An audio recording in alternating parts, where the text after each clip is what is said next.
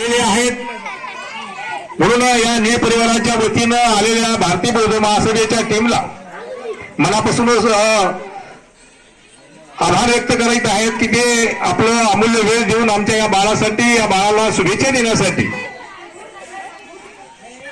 या ठिकाणी उपस्थित झालेले आहेत। म्हणून सातत्यानं या भारतीय बौद्ध महासभेमध्ये काम करीत असणारे शहादेवजी नीळ की जे पेंटर की जे मुलाचे आजोबा आहेत, त्यांचा या भारतीय बौद्ध महासभेत आणि आंबेडकरी चळवळीमध्ये खारीचा वाटा असल्यानं